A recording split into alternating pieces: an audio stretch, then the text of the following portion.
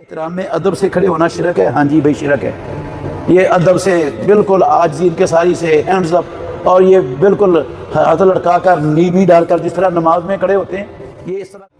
اگر سارے نبی فوت ہو چکے تھے تو حضور اکرم نے معراج کی رات تمام نبیوں کی امامت کیسے کروائی؟ بھئی معجزہ ہے وہ معجزہ. امام الانبیاء کا کیا ہے؟ سارے کا سارا معراج کا سفر آپ کا معجزہ ہے. اور معجزہ وہ ہوتا ہے جو بندے کے اپنے اختیار میں نہ ہو. کس کے ہاتھ میں ہو؟ رب کے ہاتھ میں. اور رب نے سارا کچھ کروایا اور اللہ جو چاہے کر سکتا ہے. جو چاہے کر سکتا ہے, اس کو کوئی پوچھنے والا نہیں ہے. کیا جانوروں کے مالک منہ مانگی قیمت وصول کر سکتے ہیں؟ کر سکتے ہیں بھائی. یہ یاد رکھیں, کوئی بھی چیز ہے اللہ نے اور اللہ کے رسول نے اس چیز میں نفع کی کوئی حد مقرر نہیں کی. جب اللہ نے اور اللہ کے رسول نے نفع کی کوئی حد مقرر نہیں کی تو میں کیسے کر سکتا ہوں کہ ہمیں کیسے کس نے حق دیا کہ ہم کہ اس سے زیادہ نفع کوئی نہیں لے سکتا. کوئی جتنا چاہے. پہلے ہی فیصلہ ہو چکا ہے جنت میں اور جہنم میں جانے والوں کا. ایک بھائی نے لکھا ہے طالب علم کا تو استاد کو 5-6 ماہ بعد پتہ چلتا ہے کہ یہ پاس ہونے والا ہے یا نہیں ہے, تو انسانوں کے پیدا ہونے سے پہلے اللہ رب العالمین کو کیسے پتہ چل گیا اور کیسے اس نے لکھ دیا؟ یہ تو بات ہمیں آپ کی نہیں سمجھ آئی. محترم ناظرین کرام, اللہ رب العالمین علام الغیوب ہے, وہ علیم بذات الصدور ہے. پروردگار کا اتنا علم ہے, اتنا علم ہے, اتنا علم ہے کہ وہ کائنات کے ذرے ذرے کو کائنات کو پیدا کرنے سے پہلے جانتا تھا. اس کو کسی سے نہ سیکھنے کی ضرورت ہے نہ اس کو معلوم کرنے کی ضرورت ہے. اس کو ہر شے کا علم پہلے سے موجود ہے اور پتہ ہے اس کو جو ہوا ہے اس کا بھی پتہ ہے, جو نہیں ہوا اس کا بھی پتہ ہے, جو نہیں ہوا اگر ہوتا تو کیسے ہوتا اس کا بھی پتہ ہے. کوئی کائنات کے ذرے سے چھوٹی کروڑویں حصے کے برابر کوئی چیز ہے نا, وہ بھی اللہ رب العالمین کے علم میں ہے, اللہ کے علم سے باہر نہیں ہے. پہلی بات تو یہ ہے کہ یہ بعض بھائیوں نے جو سوال اٹھایا ہے ان کو اللہ رب العالمین کے علم کا حقیقت میں اندازہ نہیں ہے. اگر ان کو اللہ رب العالمین کے علم کی وسعت کا اندازہ ہوتا تو پھر وہ یہ سوال کبھی نہ اٹھاتے. دوسری بات یہ ہے کہ جب پہلے ہی طے شدہ ہے تو پھر جنت اور جہنم میں جانا ہے کس نے, تو پھر یہ قیامت والے دن کس چیز کے فیصلے ہونے ہیں؟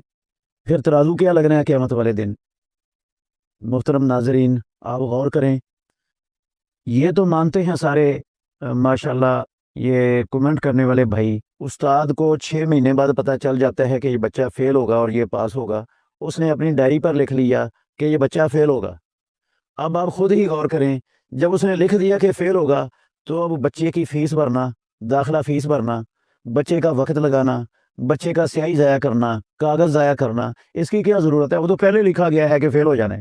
یہ سارا کچھ کیوں ضائع کیا جاتا ہے؟ اصل میں بات یہ ہے کہ اللہ رب العالمین کو پتہ ہے لیکن پروردگار نے یہ چیز کسی کو بتائی نہیں ہے. دنیا میں یہ جو دنیا میں بھیجے گئے ہیں جن کو اللہ مالک الملک نے دنیا میں بھیج کر پیدا کر کے سیدھی اور الٹی راہ دونوں کا واضح اور صاف رہنمائی کر کے یہاں پر لا کر مکمل اختیار دیا ہے نا, اللہ کو تو پتا تھا کس نے اس اختیار کو کیسے استعمال کرنا ہے, لیکن یہ پروردگار نے ان لوگوں پر بھی تو حجت قائم کرنی ہے نا.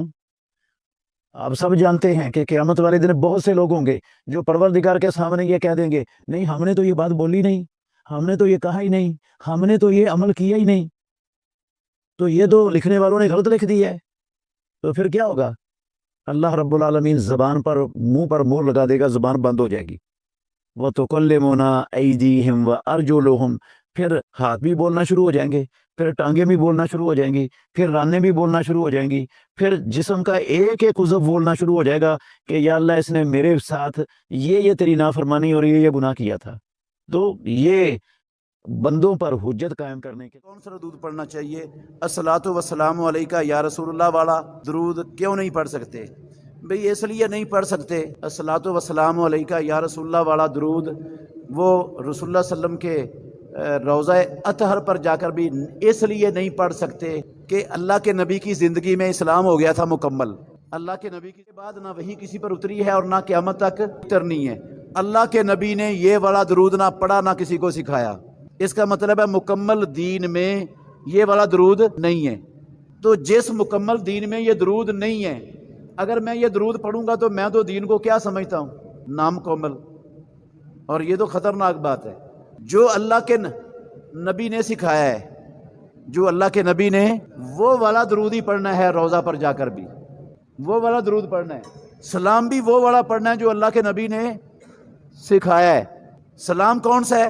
التحیات للہ والصلوات والطیبات والسلام علیکہ ایھا النبی ورحمۃ اللہ وبرکاتہ. یہ سلام ہے، یہ والا سلام پڑھ سکتے ہیں. اور درود اللہم صلی علی محمد، یہ اللہ کے نبی نے سکھایا، یہ والا پڑھنا ہے درود وہاں جا کر. اپنا بنایا ہوا درود پڑھنے